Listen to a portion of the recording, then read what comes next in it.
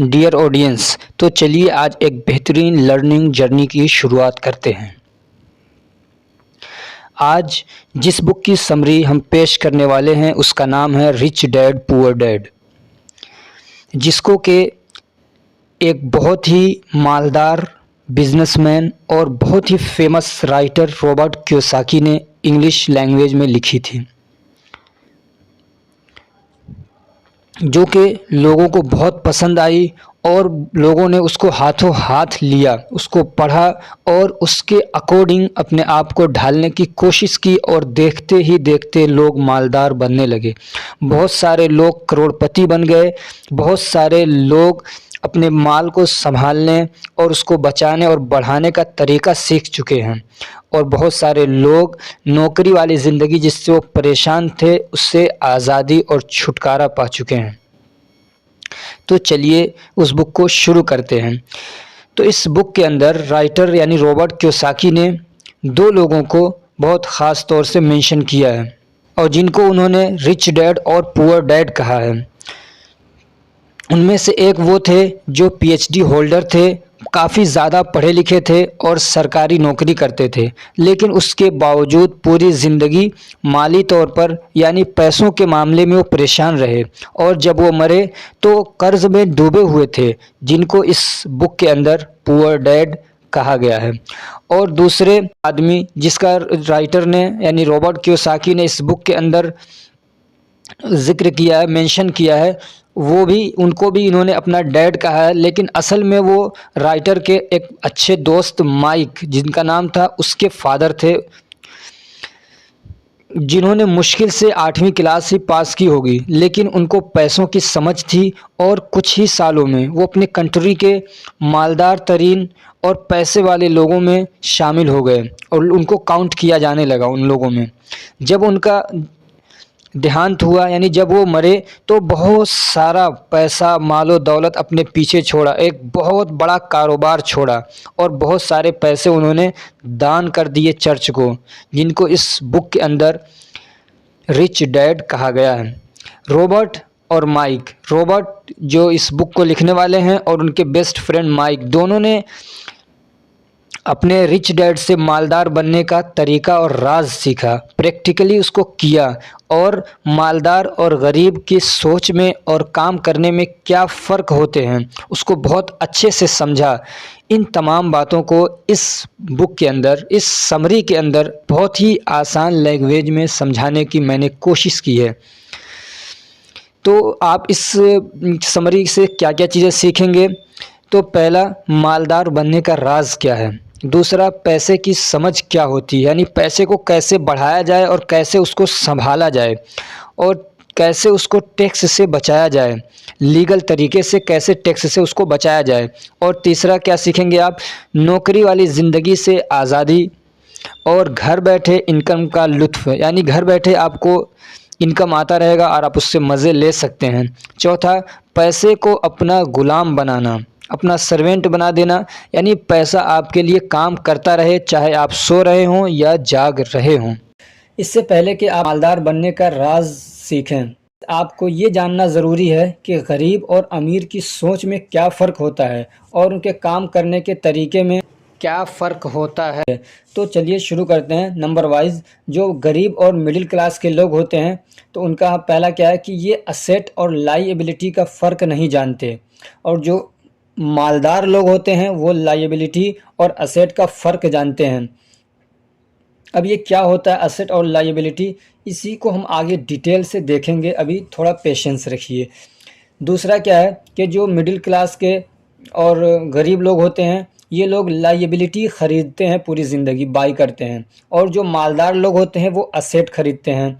तीसरा फ़र्क क्या है कि जो गरीब और मिडिल क्लास के लोग होते हैं ये लोग पैसों के लिए काम करते हैं, जबकि मालदार लोग पैसा इनके लिए काम करता है। कैसे करता है पैसा इनके लिए काम, आगे इस बुक के अंदर हम डिटेल से आपको बताने वाले हैं।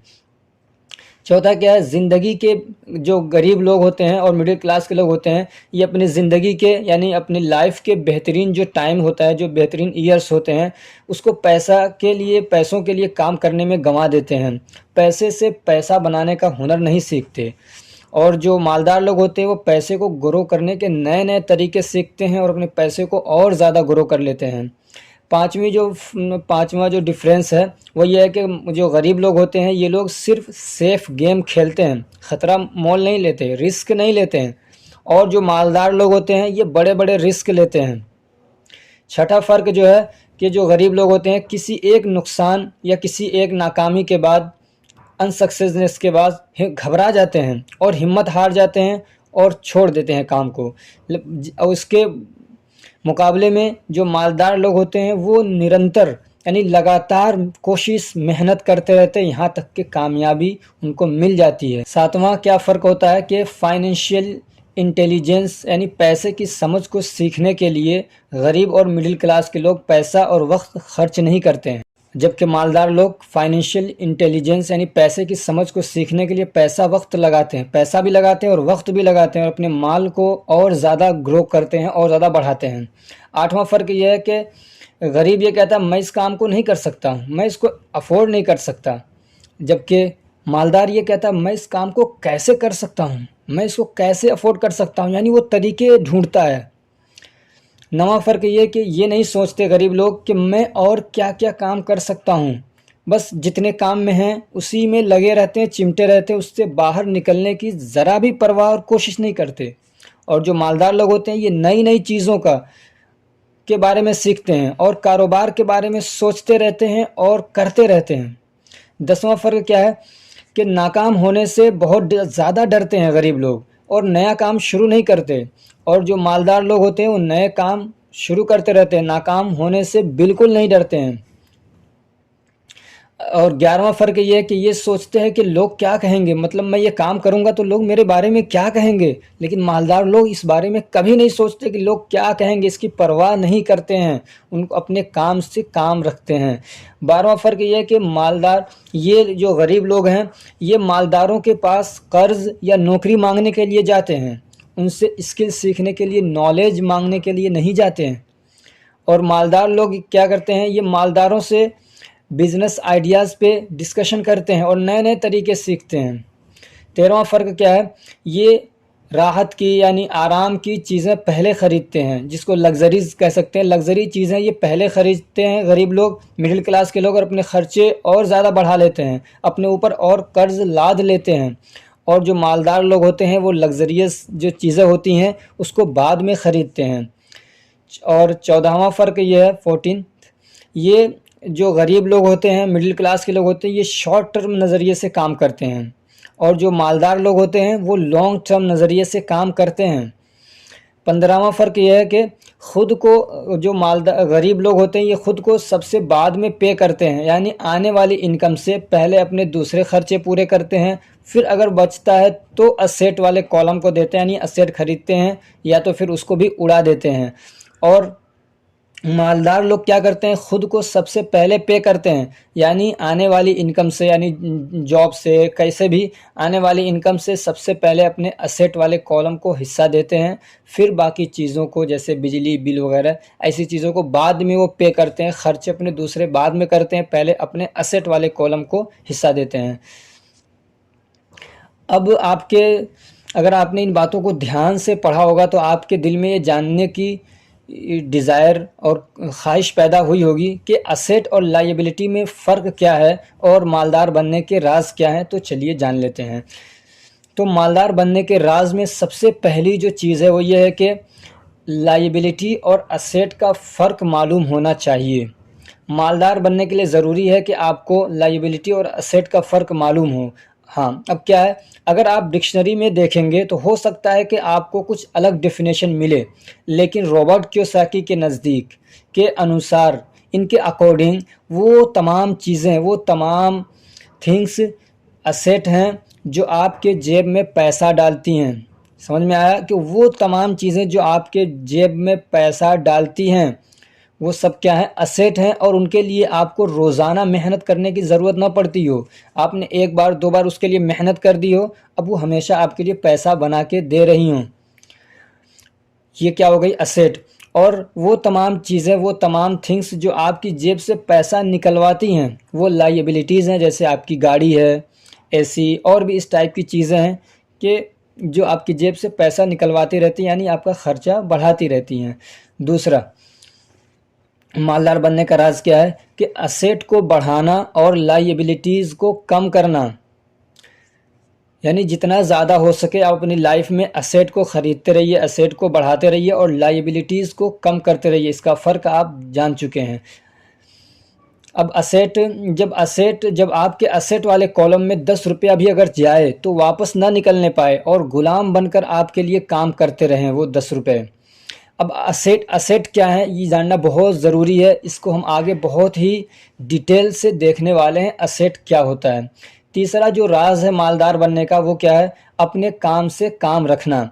इसका मतलब ये होता है कि अपने दिन के जॉब को आप करते रहिए, जारी रखिए और असेट इकट्ठा करने पर फोकस करते रहिए। रात में आकर अपना मतलब आइडियाज़ बनाइए, कैसे करना है, मुझे कौन सा असेट इकट्ठा करना है। असेट के बारे में बता रहे हैं आगे हम, तो उसकी तरतीब बनाइए आप, ठीक है। लेकिन अपने दिन को जो दिन का जॉब है उसको जारी रखिए, उसको कंटिन्यू करिए और असेट इकट्ठा करने पर फोकस करिए। और जब आपके असेट से अच्छी खासी इनकम होने लगे तब जॉब को आप छोड़ दीजिए, फेयरवेल कर दीजिए, कह दीजिए उसको, ठीक है। और चौथा राज क्या है कि फाइनेंशियल इंटेलिजेंस को बढ़ाना। फाइनेंशियल इंटेलिजेंस का मतलब होता है पैसे की समझ, यानी पैसे को और ज़्यादा कैसे बढ़ाया जाए, कैसे संभाला जाए और कानूनी तौर पर यानी लीगल तरीके से पैसे को टैक्स से कैसे बचाया जाए या टैक्स को कैसे कम किया जाए। इसके लिए आपको इन 4 बातों का सहारा लेना पड़ता है, इन 4 तरह की नॉलेज का सहारा लेना पड़ता है। यानी फाइनेंशियल इंटेलिजेंस को सीखना, समझना, बढ़ाने के लिए आपको ये 4 चीज़ें सीखनी चाहिए। पहला क्या, उसमें अकाउंटिंग, दूसरा क्या, इन्वेस्टमेंट, तीसरा मार्केटिंग और चौथा लॉ। इनमें से शुरू के जो 3 हैं वो खुद आपको सीखना चाहिए। क्या है, जैसे चाहे उसके लिए आपको पैसे खर्च करने पड़े लेकिन आपको सीखना चाहिए। अगर आप मालदार बनना चाहते हैं, अपने पैसे को और ग्रो करना चाहते हैं और आप जब मतलब उम्र ज़्यादा हो जाए, आप काम करना नहीं चाहते हैं, जैसे कि मान लीजिए 40 साल 50 साल की एज में, तो आप घर बैठ के आराम से इनकम का लुत्फ़ उठा सकें, तो आपको ये जो 4 चीज़ें हैं इनको सीखना चाहिए। पहला क्या है, अकाउंटिंग, यानी हिसाब किताब करना। आपके जो भी पैसे कहाँ आए, कैसे गए, उस पूरा अकाउंटिंग, बहुत डीप नहीं बल्कि हल्का फुल्का आपको हिसाब किताब आना चाहिए। नंबर्स पढ़ने आने चाहिए, ठीक है। जैसे कंपनीज़ के जो रिज़ल्ट वगैरह आते हैं तो हल्का फुल्का आप उसको पढ़ सकते हो, समझ सकते हो। दूसरा क्या, इन्वेस्टमेंट। इन्वेस्टमेंट जब बोला जाए तो बहुत सारे इसके मतलब हो सकते हैं, अपना पैसा लगाना कहीं पे भी, लेकिन तो इन्वेस्टमेंट आपको सीखना चाहिए, यानी शेयर मार्केट के बारे में आपको सीखना चाहिए।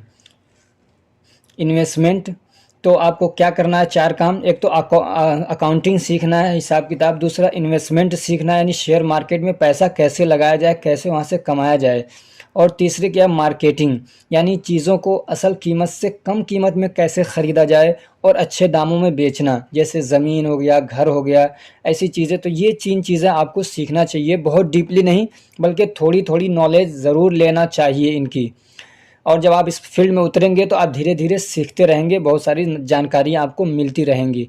और चौथा जो लॉ है, यानी जो अपने रूल्स हैं, रेगुलेशंस हैं, जो कानून हैं, तो उसको आप खुद अगर नहीं सीख सकते हैं तो किसी वकील का सहारा लेकर उसको पैसा देकर काम करवा सकते हैं। ये बहुत कम पैसों में आपका बहुत सारा पैसा बचा सकते हैं। और ये स्टेप बाद में आएगा जब आपके पास पैसे ज़्यादा आ जाएंगे, तो उनको टैक्स से बचाना पड़ता है। बहुत जितने भी मतलब बड़े लोग हैं, पैसे वाले लोग हैं, वो बहुत सारा अपना टैक्स बचा लेते हैं। वो कैसे बचाते हैं, वो सारे तरीके आपको सीखना चाहिए। इस समरी में तो हम सारी चीज़ें नहीं बता सकते, वरना सिर्फ एक ही टॉपिक पे पूरा 1 घंटा निकल जाएगा। तो चलिए आगे, 5वीं जो चीज़ है यानी मालदार बनने के जो राज हैं, उनमें 5वां जो राज है वो ये लोगों की मदद करना। ये कैसे भी मदद हो सकती है। मान लीजिए आपके पास नॉलेज है तो उस नॉलेज को दूसरों तक शेयर करिए। आपके पास पैसा है तो पैसा दान दीजिए। और भी इस तरीके की चीज़ें हो सकती हैं। ये समझिए कि एक नेचुरल फैक्ट है, पहले दो फिर लो, यानी पहले आप लोगों को दीजिए फिर आपको ईश्वर, अल्लाह, गॉड आपको देंगे, ठीक है। आगे अब हम देखते हैं कि असेट्स की क्या एग्जाम्पल्स हैं, क्या उनके मिसाल हैं, ठीक है। तो सबसे पहला एक एग्ज़ाम्पल क्या है, एक ऐसा बिज़नेस जिसमें हर दिन आपको काम करने की ज़रूरत ना हो। यानी आपका कोई बिज़नेस है, कोई सा भी बिज़नेस छोटा बड़ा हो सकता है, उसको कोई और सँभाल रहा हो, आप उसके मालिक ज़रूर हों, लेकिन उसको कोई सँभालता और हो, चलाता और हो, आप उसके मालिक हों, आपसे वहाँ से आपको इनकम आ रही हो। जैसे कि आप देखेंगे बड़े-बड़े अपने कंट्री के जो बिज़नेसमैन हैं, जैसे कि अडानी, अंबानी, रतन टाटा, इनकी बहुत सारी कंपनियाँ चलती हैं। जब आप शेयर मार्केट सीखेंगे तो आपको पता चलेगा इनकी बहुत सारी कंपनियां चलती हैं, इनके मालिक ज़रूर हैं, लेकिन ये सारी कंपनियों में खुद बैठ के काम नहीं करते हैं। ये दूसरों से अपना पैसा देकर काम करवाते हैं और उन सब के क्या है, ये मालिक हैं। तो उस सारी कंपनियों से पैसा इनके पास आता रहता है। तो आप इतनी बड़ी बड़ी कंपनी तो शुरू नहीं कर सकते, लेकिन छोटे छोटे शुरू में इस तरीके के छोटे पैमाने पर आप बिज़नेस या कोई भी काम शुरू कर सकते हैं। इसके लिए आपको सोचना है, समझना है कि कैसे कर सकते हैं। जब आप दिमाग लगाएंगे तो आपको बहुत सारे काम दिखने लग जाएंगे। जब मैंने ये बुक पढ़ी तो उससे पहले मुझे भी नहीं दिख रहे थे, लेकिन अब मुझे बहुत सारे ऐसे काम दिखने लगे हैं। मैं शुरू भी कर चुका हूँ कुछ काम। दूसरा क्या है, शेयर मार्केट में पैसा लगाना। शेयर मार्केट एक ऐसा कुआं है कि ये पूरे कंट्री की जो पैसे की प्यास है उसको बुझा सकता है। अगर आप सीख कर शेयर मार्केट में पैसा लगाएं तो ये सोने का अंडा देने वाली मुर्गी है। इंडिया में एनएससी और बीएससी पर तकरीबन 3000 या 4000 के करीब कंपनियां हैं जो लिस्टेड हैं एनएससी और बीएससी पे। आप उसमें इन्वेस्ट कर सकते हैं, अपनी रिसर्च करिए, सीखिए। चौथा जो है म्यूचुअल फंड, यानी अगर आप खुद इन्वेस्ट नहीं कर सकते शेयर मार्केट में तो आप म्यूचुअल फंड में पैसा लगा सकते हैं, उसमें एसआईपी कर सकते हैं। अगर आप खुद शेयर मार्केट नहीं सीख सकते हैं, आपके पास इतना टाइम नहीं है, लेकिन मैं तो कहूँगा सीखना चाहिए, तो आप म्यूचुअल फंड में पैसा लगा सकते हैं। यहाँ पे एक बड़ी टीम होती है रिसर्च करके, ये लोग आप ही का पैसा फिर वो शेयर मार्केट में लगाते हैं। तो यहाँ एसआईपी कर सकते हैं आप, यानी हर महीने आप कुछ पैसा उसमें क्या कर सकते हैं, इन्वेस्ट कर सकते हैं म्यूचुअल फंड के थ्रू। ठीक है। अब मेरे इस ऑडियो को सुनने के बाद आप जाके फ़ौरन इन्वेस्ट ना करिए, बल्कि मैं आपको ज़्यादा कहूँगा, आपके ऊपर प्रेशर डालूँगा कि आप जाके पहले इसको सीखिए, फिर उसके बाद पैसा कमाने की सोचिएगा। चौथा क्या है, असेट की एक जो हम लोग एग्जांपल्स देख रहे हैं, तो चौथा एग्जांपल क्या है, इनकम देने वाला रियल इस्टेट। रियल इस्टेट यानी ज़मीन, मकान, घर वगैरह जो होते हैं, ये रियल इस्टेट में आते हैं। तो आप ऐसे घर किराए पर ले सकते हैं, मतलब दे सकते हैं। आप कोई घर लीजिए, ख़रीद लिया, आपके पास अगर इतने पैसे हैं तो एक रूम अगर कहीं मिल रहा है उसको ले लीजिए, किराए पे चलाइए। लेकिन इस बात का ध्यान रखना चाहिए, अगर आप लोन वगैरह लेकर ले रहे हैं तो कैश फ्लो बने रहना चाहिए। कैश फ्लो का मतलब मैं हल्का सा समझा देता हूँ कि मान लीजिए आपने किस्तों पे लोन ले लिया और हर महीने आपको 1000 रुपया किस्त में देना है। ठीक है, लोन का जो किस्त है आपको हर महीने 1000 रुपया देना है, और जो घर आया या जो भी रूम आप उससे ख़रीद रहे हैं उससे जो किराया आपको हर महीने मिल रहा है वो कम से कम आपको मतलब 1000 से ज़्यादा मिलना चाहिए, यानी 1200, 1500, 2000 रुपये। तो ये आपका कैश फ्लो क्या है, पॉजिटिव है। आप इस तरीके से अगर लोन लेके भी करना चाहते हैं तो कर सकते हैं। लेकिन ये कि जब घर मकान लें तो आपको इस बात का ध्यान रखना चाहिए।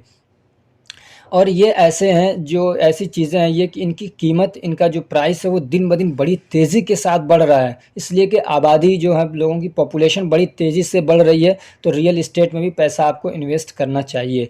पाँचवा क्या है कि जो ये आज के इस वक्त में बहुत ज़्यादा फेमस है, बहुत सारे लोग इसी पे काम कर रहे हैं, वो है इंटेलेक्चुअल प्रॉपर्टी। इंटेलेक्चुअल प्रॉपर्टी क्या होती है, इसका एग्जांपल देखिए, जैसे कोई टेक्नोलॉजी हो गया, कोई बुक हो गई, कोई दवा का फार्मूला हो गया जो आपने अपने नाम पेटेंट करा लिया। यानी ये कि पेटेंट का मतलब आप जानते होंगे कि अपने नाम से करा लेते हैं, कोई दूसरा उस फार्मूले को आपसे चुरा के अगर आपकी किताब को छपवाना चाहता है, टेक्नोलॉजी को लॉन्च करना चाहता है, तो आप उसके अगेंस्ट क्या है, मुकदमा कर सकते हैं।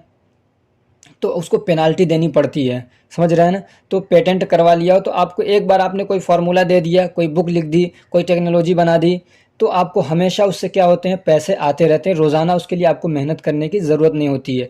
ऐसे ही आज के टाइम पे यूट्यूब पे आपने अच्छा कंटेंट डाल दिया, फेसबुक पे भी आप पैसा कमा सकते हैं। ऐसे इंस्टाग्राम पे भी, यूट्यूब पे बहुत सारी मतलब क्लासेस चलती हैं, एक बार वीडियोस बना के डाल दी, अब पूरी ज़िंदगी क्या है, जब तक वो वीडियोस चलती रहेंगी उससे उसकी इनकम होती रहेगी। तो ऐसी चीज़ों पे भी आपको फोकस करना चाहिए। ये ऐसी चीज़ें हैं कि इनमें आपको सिर्फ एक बार मेहनत करने की ज़रूरत पड़ती है, फिर हमेशा आपको उससे इनकम होती रहती है। और छठी चीज़ क्या है कि हर ऐसी चीज़ मतलब जो एग्जांपल्स है, हर ऐसी चीज़ जिसकी वैल्यू दिन ब दिन बढ़ती रहती है, जैसे कि मान लीजिए गोल्ड हो गया, सिल्वर हो गया, तो ऐसी चीज़ों में भी आप पैसा इन्वेस्ट कर सकते हैं। लेकिन मैं इधर देख रहा हूँ बहुत मतलब स्पीड से सोने चांदी के रेट नहीं बढ़ रहे हैं, इसलिए और ये भी जितनी भी चीज़ें बताई गई हैं आप इनको सीखिए और फिर अप्लाई करिए, ज़रूर आपको फ़ायदा होगा और बहुत जल्दी आप फाइनेंशियली स्ट्रांग हो जाएंगे। इस तरह की और भी चीज़ें हो सकती हैं, और ये जो तरीके बताए गए हैं इनमें ये जो बताए गए हैं ये एक तरह से क्या है, इनकम जो होता है हमारा, तो ये पैसिव इनकम के ज़रिए हैं। ये पैसिव इनकम बोलते हैं इनको, यानी कि उनमें से उनसे पैसा कमाने के लिए आपको रोज़ाना मेहनत नहीं करनी पड़ती है, बल्कि एक बार मेहनत कर दिया और फिर हमेशा पैसे उससे आते रहें, उसको बोलते हैं पैसिव इनकम। और इसके उल्टा अगर हम देखें, जो जॉब है हमारी, तो जो जॉब से या नौकरी से जो, या आप कोई बिज़नेस कर रहे हैं, आप कोई दुकान खोल के बैठे हैं और ख़ुद आप रोज़ाना जाके वहाँ पे बैठ रहे हैं, तो इससे होने वाली जो इनकम है उसको हम लोग बोलते हैं अर्न इनकम। ठीक है, क्या बोलते हैं? Earn income. अब रॉबर्ट कियोसाकी कहते हैं कि अपने अर्न वाले इनकम को पैसिव इनकम में बदलने की जो सलाहियत है, जो एबिलिटी है, उसको सीखना, ये मालदार बनने की क्या है? चाबी, यानी की है, की।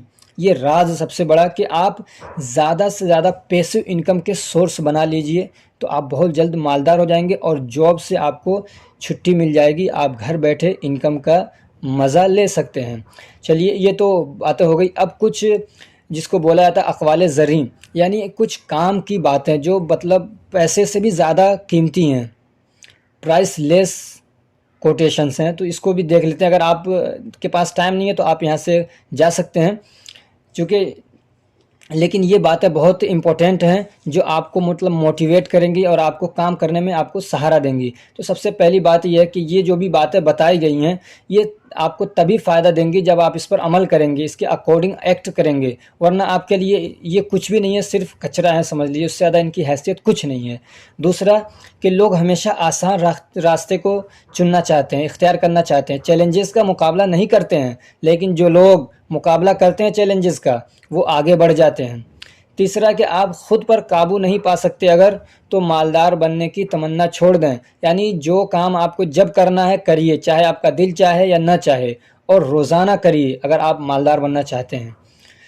तीसरी चीज़ क्या है, चौथी, कि जीत अक्सर क्या हार के बाद आती है, यानी आपको कामयाबी हार के बाद अक्सर मिलती है, यानी हार जो है, नाकामी, अनसक्सेसनेस, ये क्या है, जीतने वालों का, सक्सेसफुल लोगों का सबसे बड़ा राज और फार्मूला है, इसलिए कि वो इससे सीखते हैं कि क्या करना चाहिए और क्या नहीं करना चाहिए, इसलिए हार से कभी नहीं डरना चाहिए। पांचवा क्या है, अगर आप कम उम्र में ही, आपकी एज अगर कम है और उसी में आप फाइनेंशियल इंटेलिजेंस को सीखते हैं, जो मैंने भी पीछे बताया, तो मालदार बनना आपके लिए ज़्यादा आसान होगा। छठी बात यह कि रातों रात मालदार बनने का सपना नहीं देखना चाहिए, बल्कि ये एक लंबा प्रोसेस है, धीरे धीरे काम करते रहिए, मालदार बन जाएंगे। सातवां यह कि आप जो नहीं जानते वो आपका सबसे बड़ा रिस्क है, आप जो चीज़ें नहीं जानते हैं वो आपका सबसे बड़ा रिस्क है, इसलिए उससे रिस्क से बचने के लिए आपको उन बातों को सीखने की कोशिश करना चाहिए। आपका सबसे बड़ा पैसा, सबसे बड़ा माल आपका नॉलेज है। आठवां क्या है, काम की बात, तजर्बा जो है, आदमी को तजर्बा होता है, एक्सपीरियंस होता है, वो बिना पैसा या वक्त गंवाए कभी हासिल नहीं होता है, कभी नहीं मिलता है, इसलिए तजर्बे के लिए आप तो पैसा लगाइए या वक्त देना पड़ेगा आपको, बहुत धक्के खाने पड़ते हैं तजर्बा गेन करने के लिए। नवीं चीज़ क्या है कि कभी भी आपको घमंड और तकब्बुर नहीं करना चाहिए, यानी अपने आप को बड़ा नहीं समझना चाहिए और ना ही बड़ा बोलना चाहिए। घमंड वाले, बहुत बार ऐसा होता है कि आदमी को बर्बाद करने के लिए घमंड का सिर्फ एक बोल ही काफ़ी होता है, इसलिए घमंड के बोल से बचना चाहिए। दसवीं बात जो है वो क्या है कि आप आदमी के बड़ा बनने में, यानी किसी को भी बड़ा बनाने में या बनने में, उसके पेरेंट्स, उसके टीचर्स की रिस्पेक्ट, उनकी इज़्ज़त, उनकी क्या कहते हैं सेवा करना और उनकी दुआओं को लेना, आदमी को बड़ा बनाने में इसका बहुत अहम रोल होता है। इसलिए हमेशा अपने पेरेंट्स की इज़्ज़त करिए, उनकी अगर ज़रूरत पड़े तो अपने पेरेंट्स की खिदमत करिए, यानी सेवा करिए उनकी। अपने टीचर्स को क्या रिस्पेक्ट दीजिए, उनसे दुआएं लीजिए, ज़रूरतमंदों की मदद करिए, आप बहुत जल्द बड़ा बन जाएंगे। एक शेर के साथ मैं इस वीडियो को ख़त्म करता हूँ कि जूते सीधे कर दिए थे एक दिन उस्ताद के, उस्ताद का मतलब होता है टीचर, तो जूते सीधे कर दिए थे एक दिन उस्ताद के, उसका बदला ये मिला तकदीर सीधी हो गई। Thank you so much for watching. हाँ, ये जो बुक है आपने यहाँ पे सुन लिया, अगर आपको इसकी पीडीएफ में ये बुक चाहिए तो आपको ये बुक मिल सकती है, लेकिन इसको मैंने बनाने के लिए बड़ी मेहनत की है। आपको भी लगा होगा कि ये पूरी इतनी बड़ी बुक में से मैंने इसको समराइज़ किया, फिर उसको लिखा, तरतीब दी, फिर उसको टाइप किया, तो मेहनत तो लगी है, इसलिए मैंने उसके लिए 10 रुपये प्राइस रखा है। अगर आपको ये बुक चाहिए किसी भी लैंग्वेज में, या तो आपको हिंदी में अगर चाहिए तो, या उर्दू में चाहिए, दोनों लैंग्वेज में अवेलेबल है। आप नीचे मैंने लिंक दिया है व्हाट्सअप, आप वहाँ पे कांटेक्ट करिए, 10 रुपया पे करिए, आपको पीडीएफ सेंड कर दी जाएगी। अगर हमारी ये कोशिश आपको अच्छी लगी तो वीडियो को ज़रूर लाइक कर दीजिएगा, चैनल को सब्सक्राइब कर लीजिए। इस तरह की और भी मैं वीडियोज़ लाता रहूँगा, और अपने फ्रेंड्स को भी शेयर करिए एज़ ए गिफ्ट कि वो भी इससे फ़ायदा उठा सकें, और अपने भाई हैं, आपके बहन हैं, उनको भी ये शेयर करिए ताकि वो भी इससे फ़ायदा उठा सकें। Thank you so much for watching.